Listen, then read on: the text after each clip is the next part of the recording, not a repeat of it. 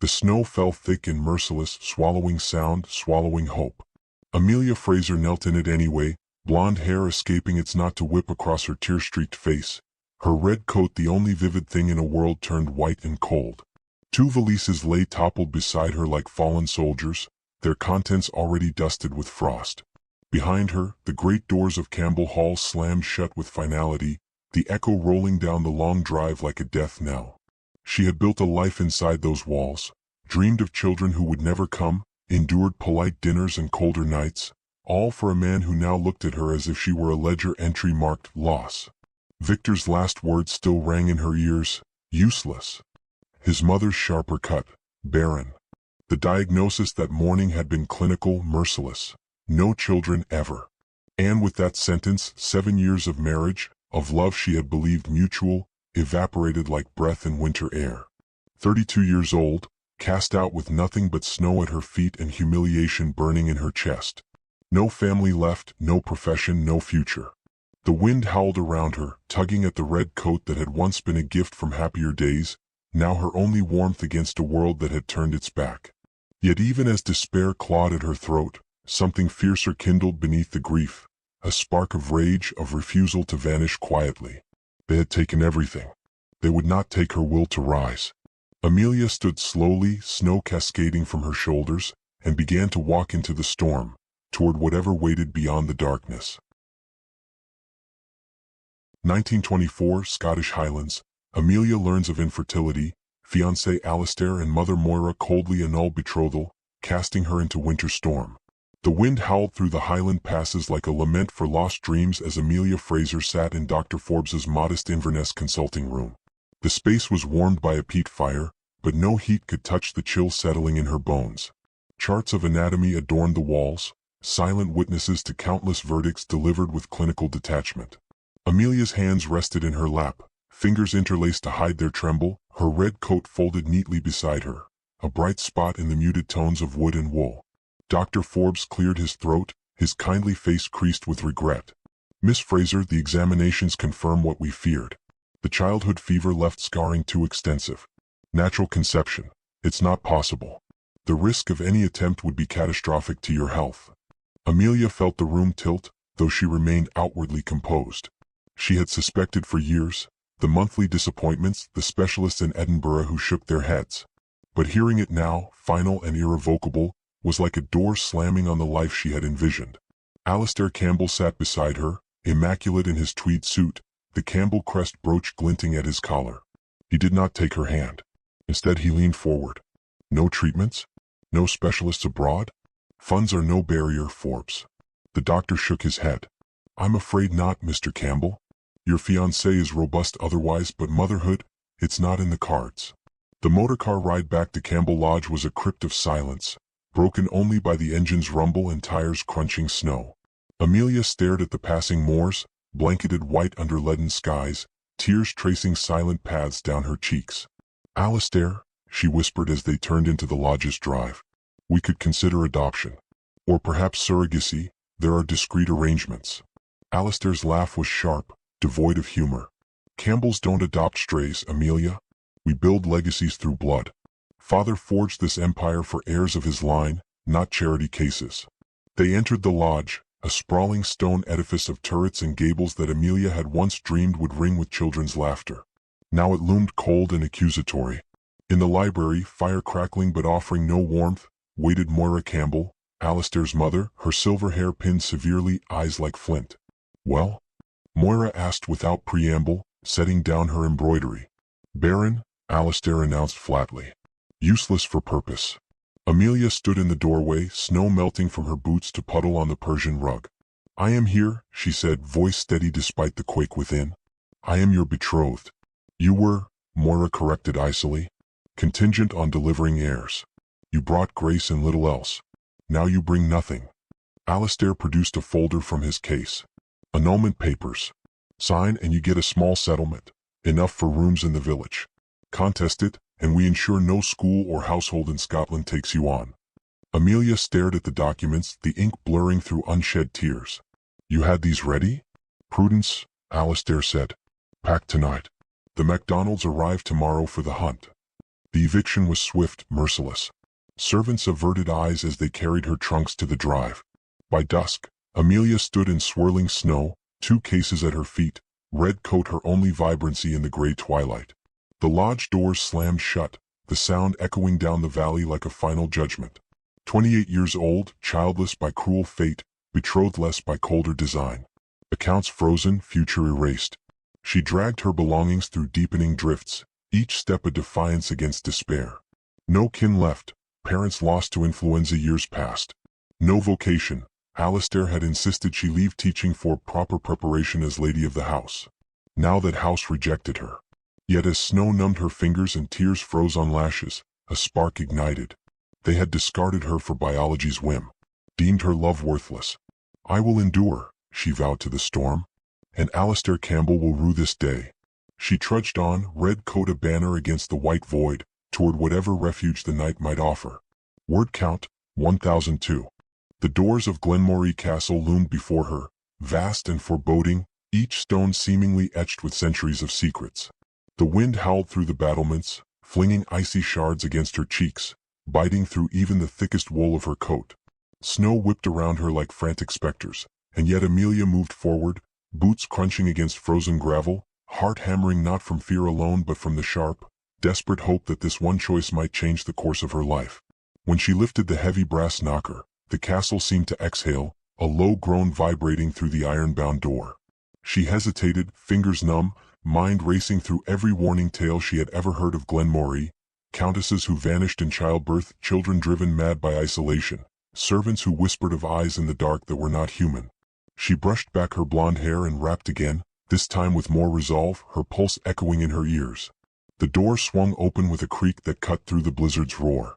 The hall beyond was a cavern of shadow and torchlight, vast tapestries swaying as if breathing, portraits of stern ancestors watching with imperious gaze. An iron chandelier swayed above, sparks flickering in the dim glow, casting jagged shapes across the stone floor. A figure emerged from the gloom, tall and imposing. Not a servant but the master himself. His presence was magnetic, almost otherworldly, black cloak brushing the floor, hair silver like frost, skin pale against the flickering torchlight. His eyes, blue, penetrating, unervingly sharp, met hers with the weight of centuries. "You are late," he said, voice low, resonant, commanding. "The ad stated after nightfall," Amelia replied, drawing herself up despite the biting wind brushing snow from her sleeves. "It is past 8. A flicker of something, interest? Amusement?" crossed his austere features. Punctuality noted. Survival remains to be seen. Enter. He moved with fluidity, effortless and predatory, down a corridor lined with ancestral portraits whose eyes seemed to follow her every step. The air was warmer than outside, yet carried a metallic tang beneath the scent of beeswax and smoldering pine. "I am Nikolai Grimm," he continued without turning, cloak trailing like shadowed water. "You answer the advertisement for governess." "Yes." "Amelia Fraser," she said steadily, though her fingers curled against her coat to keep them warm. "I have extensive experience with challenging pupils." He stopped, turning sharply. The intensity of his gaze pressed into her chest. "You smell of grief," he said softly, almost to himself, nostrils flaring. "Recent grief. Determination. Strength." "I have known loss," Amelia admitted, chin lifting. "It has made me resilient, not fragile." Nikolai studied her, the storm outside momentarily forgotten. "The children are exceptional. 4 candidates fled, 1 remains volatile. You will need every ounce of your patience and courage." Her stomach tightened at his words, but she held his gaze. "I have managed unruly students. I can manage worse." A low, almost amused sound escaped him. "Very well. The trial begins tonight. Survive until dawn and the position and contract are yours." He extended an ornate iron key. "West Wing. Locked not to confine you but to contain the pupils." "That sounds like imprisonment, not teaching," Amelia whispered, though her voice held steel. "They are not ordinary children," Nikolai said, expression hardening. 5 offspring. Astrid 17, Tor 15, Freya 11, Bjorn 7, Little Ira 4. They need guidance and restraint." "What kind of guidance?" Amelia asked cautiously. His eyes darkened. "Control over their nature. They are my legacy and my curse." Before she could respond, he melted into the shadows, leaving Amelia with the key in a storm-racked hall that seemed to hum with the anticipation of something unnatural. She approached the west wing door, hand trembling on the iron handle. Behind it, chaos erupted, clanging, hissing, shrieks, the stamp of supernatural power in every movement. Her heart leapt and sank simultaneously. This was the storm she had sought to escape by fleeing Edinburgh's cold streets. But now, armed with only courage and grit, she reminded herself, if I can mother no child by blood, I will mother these by choice, even monsters. She unlocked the door and stepped inside. 5 pairs of glowing eyes snapped to her. The eldest, Astrid, moved like a shadow along the ceiling, fangs glinting. Tor crouched, muscles taut, ready to pounce. Freya and Bjorn circled, a blur of wings and claws, and Ira, the smallest, sat quietly amid the wreckage, enormous dark eyes studying her with uncanny stillness. Amelia inhaled, drawing on every ounce of calm she had left. I am Amelia, she said, voice ringing through the chaos. And this ends now. The wind rattled the window panes behind her, the storm outside forgotten. Inside, the battle of wills began, between grief and courage, chaos and order, human determination and the supernatural wild. The doors of Glenmorey Castle closed behind her, and for the first time, Amelia understood that some destinies are not chosen, they are seized. The West Tower was less a nursery than a battlefield frozen in perpetual revolt. Splintered furniture lay scattered across the flagstones, tapestries shredded in jagged slashes, walls marked with clawed etchings that gleamed pale in the moonlight filtering through tall arched windows. Amelia paused at the threshold, shivering despite the warmth of her cloak, and surveyed the 5 glowing-eyed beings who had made this ruin their dominion. Hamish, eldest at 17, hovered near the ceiling, hair floating as if caught in an invisible current, eyes sharp and calculating. Isla crouched on a chandelier like a hawk ready to strike, her lips curled in amusement at the intrusion. Fergus and Morag blurred in frenetic, almost predatory play, hurling debris with reckless glee. And little Lachlan, barely 5, sat amid splintered wood and tattered rugs, unervingly calm, his immense dark eyes tracking Amelia as though measuring her worth. The wind rattled the windows, snow scraping against the glass in jagged rhythms. Amelia drew a deep breath, grounding herself. Fear pulsed, rational and primal, but beneath it, determination blazed. Months of rejection, of doors slammed on her dignity, had sharpened her resolve. These were children, damaged, grief-stricken, and monstrous as they were, but still children. Whatever darkness lingered in their bloodline, she would face it head-on. I am Amelia, she announced, planting her hands firmly on her hips, feet set. And this ends now. Her voice rang through the hall, a clarion call against the chaos, resonating with authority she hadn't realized she possessed. Hamish dropped silently from the rafters, landing on the floor with predatory grace, teeth glinting. Fresh prey, he hissed, testing her. Amelia met his gaze without flinching. You will call me Amelia, not prey, she said steadily, voice calm but unwavering. And you will listen. Each of you. Now. Isla tilted her head, amusement flickering across her sharp features. You expect obedience from us? She purred, voice dripping with mockery. I expect respect, Amelia corrected, stepping forward. Not fear, not rebellion. Respect. Can you offer that? A tense silence fell, broken only by the soft whistle of wind through broken windows. Then Hamish, still wary, muttered, We'll see. Amelia allowed herself the smallest nod, sensing the opening. She swept her gaze across the room, noting the destruction in detail, the overturned chairs, shattered toys, splintered floors. Fergus, Morag, gather the broken wood for the fire. Isla, Hamish, repair the seating and clear the table. Lachlan, she knelt to meet the small boy's gaze. Will you help me arrange the blankets for warmth? The pause stretched long, all 5 assessing her. Then, to her astonishment, Lachlan rose, small hands gripping hers as he guided her toward a chest filled with linens. One by one, the older children shifted, curiosity slowly prying at their defiance. Hamish began upright a chair with deliberate precision. Isla followed his movement, adjusting tapestry remnants with tentative grace, and Fergus and Morag ceased their wild scrambling to stack firewood in a semblance of order. Hours passed with Amelia issuing instructions, correcting, encouraging, and occasionally commanding with the firm authority that had silenced classrooms in her past life. Tormented by pride, power, and grief, the children tested boundaries constantly, Yet she met every challenge calmly, her patience unwavering. When Hamish hurled a chair in frustration, she did not flinch. "Try again," she said, voice even, her gaze unyielding. "Properly." The boy complied, muttering under his breath, astonished by her unshakable composure. Slowly the room transformed. Furniture returned to upright positions, shards swept into neat piles, fire lit and flickering with warmth. Amelia coaxed stories from them. Small confessions of loss, guilt, and loneliness emerged like fragile blossoms. Astrid, the oldest, admitted her rage over their mother's death. Fergus shared fears of his growing strength. Morag spoke of nights haunted by shadows. Hamish, grudgingly, confessed his anger at the world. Even Lachlan, the silent observer, clung to her gently, finding safety in her steady presence. "You think we killed her?" Tor whispered at one point, stacking kindling. "Our mother?" Amelia's chest tightened, sorrow flaring for a moment at the children's pain. "No. She loved you," she said softly, kneeling to meet his gaze. "Her death was tragedy, not punishment. None of you are to blame." By the time the first light of dawn touched the snow outside, the West Tower was transformed. The chaos had receded into order, the children's glowing eyes softened with tentative trust, and the hall carried warmth for the first time in years. Exhausted, Amelia tended to Lachlan, guiding him to bed where he slept almost instantly. From the shadows, Malcolm Douglas watched silently. His centuries-weary heart stirred, long dormant hope rising as he observed the mortal woman who had tamed his tempestuous children.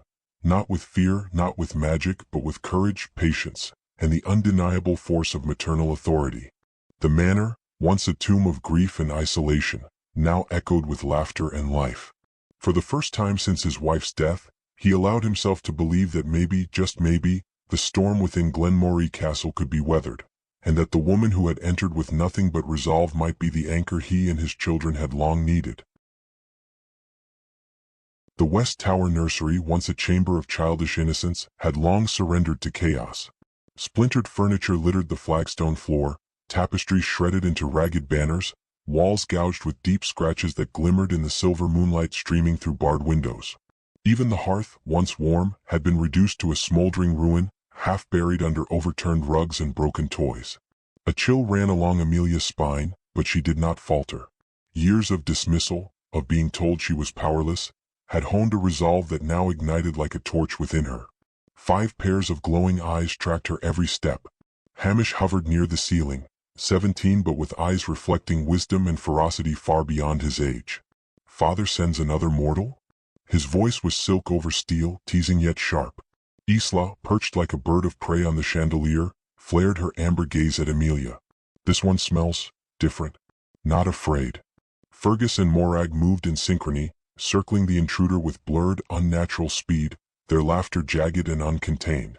And Lachlan, small but unervingly perceptive, remained seated in the wreckage, thumb in mouth, unblinking, weighing her presence as though deciding her fate. Amelia inhaled sharply, grounding herself. Fear was a luxury she could not afford. Determination was all that remained. These children, though imbued with unnatural essence and sharpened instincts, were still children, their souls battered by grief and neglect. "This room is disgraceful," she called, voice clear and unwavering.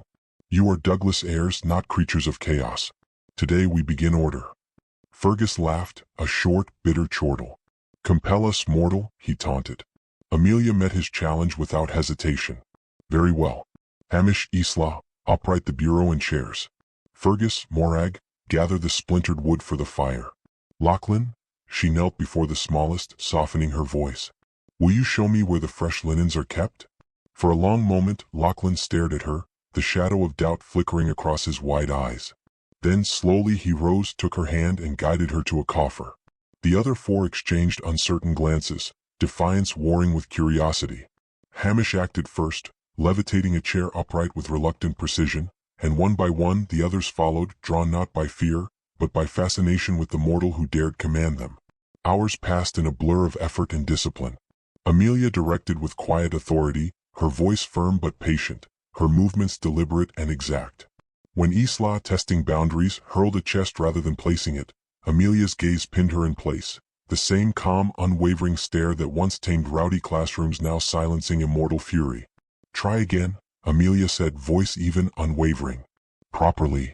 Isla complied, muttering under her breath, the first crack in her defiance showing. Fergus and Morag hesitated, then began stacking firewood. Hamish adjusted a rug, and slowly, the nursery transformed from battlefield to semblance of order. Fire blazed in the hearth, furniture reinstated, broken toys tucked aside. Amelia's calm authority invited confession. Stories emerged in hushed tones, tentative and fragile. Hamish admitted shredding drapes in rage at their father's absence. Morag confessed terror at her growing powers, uncontrollable bursts of strength that frightened even herself. Fergus recounted nightmares of their mother's death, waking drenched in fear. Lachlan, silent until now, merely clung to Amelia's skirt, drawing comfort from her presence. A quiet revelation surfaced as Isla stacked tomes on a repaired shelf. "Mother, she died birthing Lachlan," she whispered. Father held her as life faded, then looked at us as if we were the weapons that killed her. Amelia's chest tightened, heart aching for the innocence stolen from these children. She drew them near, not with force but with warmth, her arms open, voice soft yet unwavering. "Your mother chose love," she said, voice carrying over the quiet destruction. "She chose each of you. Her passing was tragedy, not accusation. You deserve care, not exile. You are not to blame." Lachlan, usually cautious, nestled into her side, sighing softly. Amelia hugged him close, whispering reassurance into his tiny ear. For the first time since her arrival, the children allowed themselves to lean into her presence, accepting the nurturing she offered. By dawn, the West Wing had been transformed. The children were clean, clothed in fresh night attire, and gathered around a restored table to eat bread and preserved fruits Amelia had scavenged from the pantry. Their laughter, hesitant but genuine, filled the chamber, a melody long absent from the manor's stone halls. Exhausted yet triumphant, Amelia tucked Lachlan into a proper cot, the child drifting to sleep almost instantly. Across the room, Hamish and Isla exchanged small smiles, tentative and fragile, but smiles nonetheless. Fergus and Morag leaned back against chairs, eyes reflecting a new respect for the mortal who had tamed their chaos. From the shadows, Malcolm Douglas watched silently, silver eyes mirroring the firelight. His centuries-weary heart stirred in a manner he had not expected. Hope, long buried beneath grief and isolation, began to unfurl. This mortal woman, who had entered his home with nothing but resolve and compassion, had restored warmth where ice had reigned.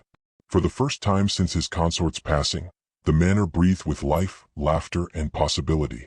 And for the first time in a long age, Malcolm dared to believe that perhaps this extraordinary woman might not only survive the night, but might also become the anchor his fractured family had long been missing. Days flowed in a quiet cadence, measured not by hours but by the rhythm of the West Wing. Amelia rose at twilight, long before the children stirred fully, and stole a moment to inhale the crisp, wintered air seeping through the old stone walls. Her own alcove, modest yet warmed by a small brazier Malcolm had silently arranged, felt like a sanctuary amid the looming chaos of the castle. She moved with purpose, repairing what she could and preparing what she could not, her hands mending not only rips in linens and torn bindings but, subtly, the frayed edges of the children's lives. The transformation of the wing was both physical and emotional. Broken furniture was restored, walls patched and repainted in muted tones that softened the harsh shadows cast by flickering candlelight.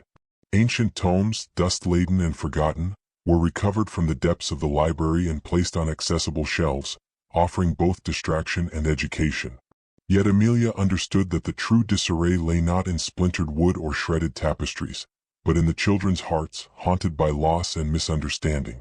One evening, as a storm howled against the windows and snow battered the battlements, Amelia sat before the firelight, darning the frayed edges of storybooks. The children, curious yet cautious, gathered around in small clusters. Hamish, usually distant and aloof, finally broke the silence, voice barely above a whisper. "She was mortal," he murmured, threading words as carefully as he would a spell. "Father transmuted her after vows, but pregnancy, vampire children grow too swift. She bled out birthing Lachlan." Isla, seated cross-legged on a repaired bench, added in a voice tinged with reverence and sorrow. "He held her as her essence faded, then looked upon Lachlan, upon us, all as though we were blades that ended her life." Fergus's words trembled, revealing the fracture in his confidence. "He comes sometimes, brings sustenance, asks if we need, but his eyes, empty, hollow as winter mist." Amelia gathered the children around her in a circle, her arms bridging the gap between mortal and immortal, past and present. 4 ancient souls, eyes glowing with spectral wisdom, and one mortal woman who had known the sting of rejection and grief, sat together by the fire. "Your mother chose love," Amelia said, voice firm yet gentle. "She chose you, every one of you. Her passing was a tragedy, not an indictment. You are not to blame. You deserve care, warmth, and guidance, not exile or blame." Lachlan, who had scarcely uttered a sound since Amelia's arrival, slowly crawled into her lap. "Stay?" he asked, voice minuscule, fragile, yet carrying the weight of all he had endured. "Evermore," Amelia vowed, pressing a kiss to his cool brow. Her words were more than promise, they were covenant. In that moment, Lachlan allowed himself to relax, and the faintest trace of a smile flickered across his cherubic features. From that night onward, bonds formed not in grand gestures but through quiet, daily rituals. Amelia read fables aloud, stories of human courage, valor, and wit, her voice breathing life into the otherwise silent hallways. The children listened first with caution, then with eagerness as the human tales unfolded, teaching lessons of morality and perseverance that resonated beyond mere entertainment. Music soon followed. Amelia had salvaged a spinet from the castle's forgotten storeroom, and her fingers coaxed gentle harmonies, teaching rhythm and patience. Hamish's pride swelled when he mastered a simple cadence. Isla's keen attention transformed raw energy into precise movement. Fergus and Morag competed harmlessly to perfect their own performances. Even Lachlan's small hands learned to tap along with measured beats, a first attempt at discipline he had never before experienced. Playtime, too, became a channel for their power. The children's supernatural abilities, once destructive and uncontrolled, were guided into games and constructive endeavors. They learned to leap without shattering furniture, to move swiftly without causing chaos, to focus energy into forms of art and sport under Amelia's vigilant eye. The older children, particularly Hamish, began seeking her approval, asking questions, offering assistance. Their defiance slowly transformed into respect and cautious admiration. Malcolm, the Lord of Glenmory, watched all from the shadows. He remained cloaked in his customary reserve, yet each day drew him further into the warmth Amelia exuded. At first, he lingered near doorways, silently observing the steady authority she wielded, the patience that could tame even centuries-old grief and fear. Then gradually he lingered closer to the hearth, listening not just to the children's laughter but to the soft cadence of Amelia's voice as she guided and nurtured. The castle, long mute and cold, began to breathe again. Laughter echoed through corridors once hollow, warmth radiated from rooms that had seen only sorrow, and the scent of life, baked bread, ink, and firewood, permeated spaces that had known only decay. Malcolm felt an unfamiliar stirring in his chest, a dangerous, thrilling sense of hope. The mortal woman who had arrived weary and destitute had become the catalyst for restoration. Her touch healed not only the children's spirits but also chipped away at his own centuries of grief. As the days passed, Amelia's presence became integral to the rhythm of the household. She rose early to greet the children, offered counsel and comfort, and guided them with a steady hand. They, in turn, responded with loyalty and burgeoning affection. Even Hamish, once impervious to tenderness, allowed Amelia a place in his respect. Isla's defiance softened into playful teasing. Fergus and Morag's energies aligned with her structured guidance. Lachlan, the youngest and most timid, clung to her presence as though it were the only certainty in his immortal existence. Through these small acts, the mending of linens, the reading of tales, the patient instruction of music and manners, Amelia crafted a family out of fractured souls. And Malcolm, witness to it all, found himself drawn irresistibly toward her. His heart, long shuttered by loss and sorrow, stirred with a longing he had denied himself for decades. The laughter, the quiet obedience, the burgeoning trust, the living proof that love, even in its smallest forms, could heal, ignited a flicker of hope in the ancient vampire. In the quiet of night, as the children slept, Amelia remained in the nursery, hands busy with a patchwork of cloth and care. Malcolm, leaning against the doorframe, watched silently. For the first time since the passing of his consort, the manor smelled of warmth, of life, of potential. And for the first time in centuries, he allowed himself to imagine that perhaps, through this mortal woman, his family, and his own heart, might be made whole again. The storm raged outside, wind tearing through the highland pines and battering the castle's ancient battlements, yet within Glenmorey Castle, warmth and life flourished under Amelia's steady hand. The children had settled into a rhythm she had carefully cultivated. Hamish and Isla sparring lightly over lessons and etiquette, Fergus and Morag collaborating on delicate exercises to control bursts of their unnatural strength, and Lachlan, the smallest and most tentative, following her like a shadow, his trust a fragile bloom. Even the spectral retainers, usually silent and unseen, now moved with purpose and subtle devotion, leaving supplies and tidbits where Amelia would find them without word or request. Malcolm, the brooding lord of the castle, had become a quiet observer, his usual detachment softened by Amelia's presence. At first, he lingered in doorways and shadowed alcoves, merely watching the rhythm of her authority.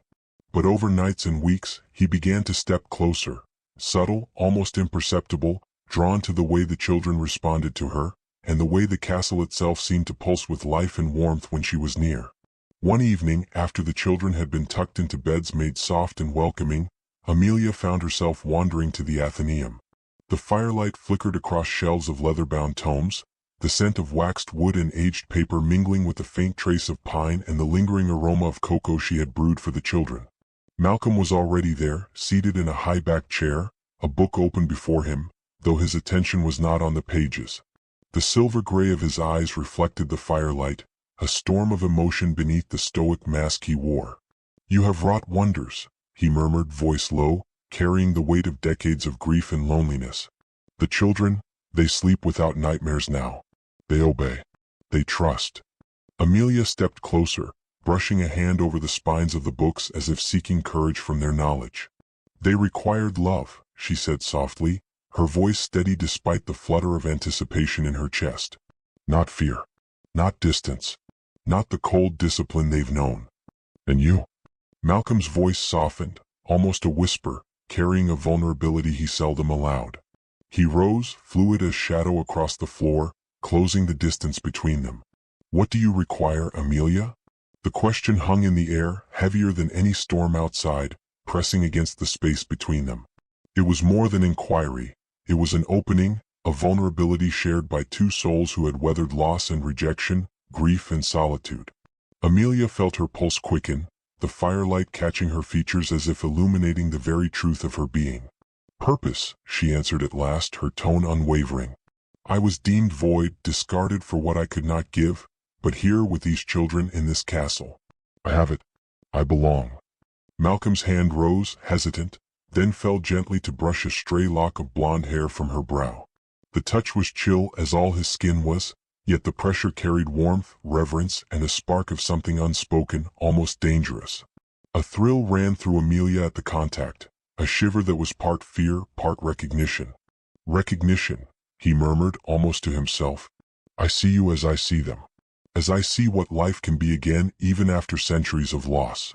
She met his gaze, silver meeting blue-gray, and in that silent exchange, centuries of grief and isolation seemed to fold into the space between them. The ache of shared abandonment, of dreams and families lost, resonated like a melody only they could hear. It was a subtle intimacy, the quiet kind that formed in trust and understanding rather than overt declarations. "Malcolm," Amelia said softly, her hand rising to rest near his, not quite touching, yet close enough that warmth radiated between them, "we've both endured cold. But we can endure warmth too, together if we choose it." He stepped closer, close enough that the cool brush of his coat against her sleeve was a promise, a tether. His breath, faint and measured, mingled with hers. "Together," he echoed, the word like an invocation. "If you remain, if you stay, the children will thrive, the castle will thrive, and perhaps I may as well." Amelia's chest tightened with a mixture of relief and anticipation. Here, in the quiet of the firelit library, amid the scent of wood smoke and parchment, a connection was forged not in passion alone, but in recognition, in mutual understanding, in shared grief transformed into hope. For the first time since she had fled the life that scorned her, she felt seen, not for what she lacked, but for what she had to offer. Malcolm, centuries old and weighed with loss, seemed to awaken, each moment with her peeling back the layers of darkness he had wrapped around his heart. The fire crackled, casting shadows across the room as they lingered, a mortal woman and an immortal lord, bound not by obligation but by the invisible threads of trust, empathy, and the subtle stirrings of attraction. The castle, long silent and solemn, hummed softly around them, acknowledging the new alliance, the quiet fusion of two wounded souls learning to heal together. Outside, the storm continued, fierce against the stone walls, yet within Glenmorey Castle warmth and light held dominion. And in that warmth, Amelia and Malcolm, teacher and lord, healer and bereaved, found the beginnings of something neither had dared to hope for. A shared purpose, a tentative intimacy, and the fragile promise of love rising like dawn in a world long eclipsed by night. The frostlit hall fell into near silence as Amelia and Malcolm advanced, the murmurs of nobles and vampires blending into a low hum of awe.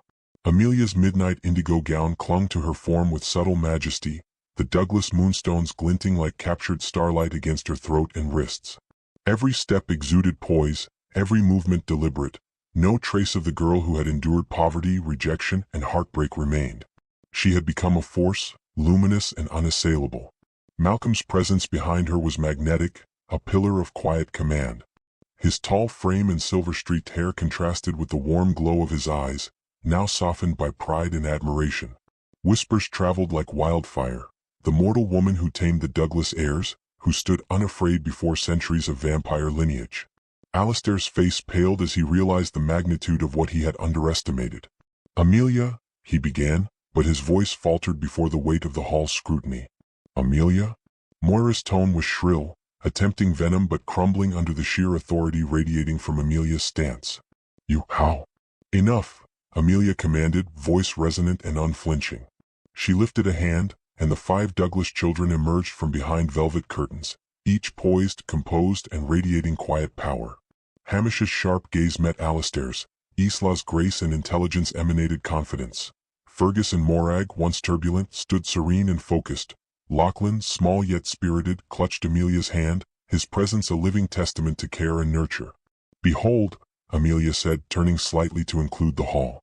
"You called me valueless, a failed bride, unfit to carry life. Yet here I stand, guardian to 5 immortal children, each thriving under my guidance. I possess family, purpose, and love. You possess only regret and empty halls."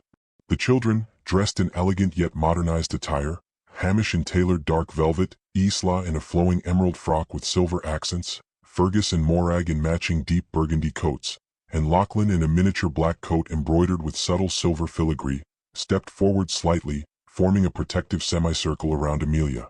Their poised confidence underscored her words, their very presence amplifying her triumph. Malcolm moved closer, hand brushing hers, grounding the moment. "She is not merely my beloved," he added, his voice a low rumble that reverberated through Frostmoor Keep. "She is the heart of this house, the strength of my children, and the equal I sought in centuries. Let none doubt her place beside me." The hall, filled with centuries of tradition and rigid hierarchy, seemed to bow to the undeniable truth. Vampires and mortals alike exchanged glances, whispers transformed into nods of acknowledgement. Even the most stoic lords and ladies shifted in their seats, reassessing the mortal who had risen, unflinching, to claim her rightful place. Alistair and Moira, flushed with humiliation, were escorted toward the great doors. Alistair's jaw tightened. His gaze flicked toward Amelia, now radiant and imperious. Moira's eyes, once sharp and calculating, brimmed with disbelief. Their schemes, their cruelty, rendered meaningless by the combined might of Amelia, Malcolm, and the children they had never understood. Once the doors closed behind them, Amelia exhaled, though her posture never faltered. The children rallied around her naturally, their hands brushing hers, shoulders lightly touching, a silent display of unity. Hamish's subtle nod, Isla's bright smile, Fergus and Morag's mirroring of her posture, and Lachlan's tiny grip on her fingers created a tableau of family forged through resilience and care. Malcolm, his coat trailing elegantly behind him, lowered his gaze to Amelia, his silver-gray eyes softening with something between awe and devotion. "You have not only claimed them, Amelia," he murmured, "but you have reclaimed me. The void I thought unfillable is no more." Amelia tilted her head, eyes glinting in the frostlit hall. "We are whole because we chose one another," she replied. "No bloodline, no lineage, no ancient feud defines our family. Only love, loyalty, and courage do." Music subtly rose as the Cayley resumed, though now its tone had shifted, from formality to celebration of a new order. The Douglas children, guided by Amelia's hand, began moving gracefully among guests, demonstrating poise, charm, and discipline once thought impossible for beings of their nature. Malcolm followed, hand resting lightly upon her back, their connection unspoken yet radiantly evident. Eyes that had doubted her, whispered against her, or sought to diminish her, now lingered with curiosity, admiration, and even envy. The mortal who had been discarded, mocked, and deemed barren had transformed into a matriarch, a partner, a force that bound the fractured hearts of a vampire household. Amelia's gaze swept the hall, catching the eyes of allies and onlookers alike. Every glance, every nod, every whispered comment reinforced the triumph she embodied. A woman who had lost everything yet forged a family from chaos, grief, and centuries of expectation. Malcolm bent slightly, murmuring near her ear, "The night, the frost, the bloodlines, they yield to you. And I yield as well." Amelia smiled, hand brushing his. "Then let us lead them into dawn together." The solstice night stretched on, but Amelia's victory, the reclamation of dignity, family, and purpose, shone brighter than any chandelier or eternal flame. The spurned bride had returned not merely as a mortal companion but as a luminous heart, binding past, present, and immortal future into a legacy none could undo. The first hints of spring wove through Glenmory's glens, yet the castle's stones still held winter's memory, frost in crevices, the lingering bite of icy winds. But within, life surged where silence had once reigned. The great halls, long echoing with absence, now thrummed with voices, laughter, playful quarrels, and the soft cadence of learning. Amelia's presence had transformed Glenmory from mausoleum to hearth, and her influence rippled outward, reaching even the most remote turrets. Each day followed its rhythm, a delicate choreography that balanced education, recreation, and the subtle discipline needed for beings straddling mortality and eternity. Hamish, tall and poised beyond his years, would approach Amelia for guidance on vampire lore or philosophical debates that touched centuries of thought. Isla, graceful and keen-eyed, sought advice on personal expression, attire, and social tact, learning the ways to navigate both the human and vampire worlds. Fergus and Morag competed in academic exercises and supervised each other's mastery of their supernatural abilities, their previously chaotic energy now harnessed under Amelia's careful direction. Lachlan, small but perceptive, clung to Amelia's side, absorbing lessons and affection in equal measure. Amelia rose each gloaming to the soft stirrings of the children, her senses tuned to the subtleties of their moods. She would greet Lachlan first, brushing back his tousled hair and whispering stories of courage, cleverness, and kindness, tales both human and vampire, chosen to nurture his mind and heart alike. Hamish and Isla, arriving moments later, would be met with challenges in logic, history, and self-discipline, Amelia guiding with a patient firmness that left no room for fear, only respect. Fergus and Morag followed, their exercises in controlled strength and cooperation subtly shaping them into the formidable yet measured beings they were destined to become. Malcolm observed quietly at first, lingering in shadowed corridors or seated silently across the hearth. Each laugh, each word of encouragement, each instance of the children seeking Amelia's counsel deepened a fascination he had not anticipated. Her power was not mystical, it was human yet transcendent, an authority born not of fear but of unwavering compassion and intellect. Slowly he began to join her in the routines, offering quiet insights, corrections, and demonstrations of strength, all while maintaining his own enigmatic aura. Evenings became a time for reflection and connection. Once the children were settled in beds of restored warmth, Amelia and Malcolm would wander the castle corridors, their conversation ranging from mundane details of architecture to the weight of centuries spent in loss and solitude. Malcolm shared fragments of Fiona's life, of the choices he had made in grief, of the isolation he had inflicted upon his children in his mourning. Amelia, in turn, spoke of Alistair's cold dismissal, of the hardships she had endured and the solitude she had known. In their dialogue, grief met grief, slowly dissolving into understanding. Occasionally, Malcolm would take Amelia's hand, guiding her to a balcony where the night sky stretched endlessly. Together, they watched auroras ripple over the mountains, her warmth against his cool skin a quiet defiance of the cold world around them. "You've restored not only them," he murmured one night, eyes fixed on the shimmering sky, "but something in me I thought lost forever." Amelia's response was gentle yet unyielding. "They needed love, yes, but so did you. So do I." Her words carried the weight of survival, of sacrifice, and of the deliberate choice to nurture life and hope where both had once seemed impossible. As years passed, the children grew into beings of measured strength and grace, their powers honed under Amelia's careful hand, their personalities tempered with empathy and wisdom. Hamish became a strategist and protector, Isla a diplomat and artisan, Fergus and Morag guardians and scholars, and Lachlan, though the youngest, carried a quiet determination that mirrored Amelia's own resilience. Through every triumph and every stumble, Amelia's presence was the constant, the hearth around which the family coalesced.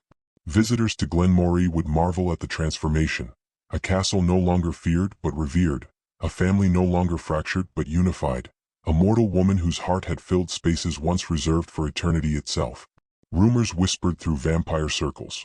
The barren mortal who had become eternal matriarch, whose womb bore no children, yet whose love mothered a lineage immortal and thriving. Nights remained sacred, when Amelia and Malcolm could stand together atop the ramparts, arms entwined, watching the glens bathe in moonlight.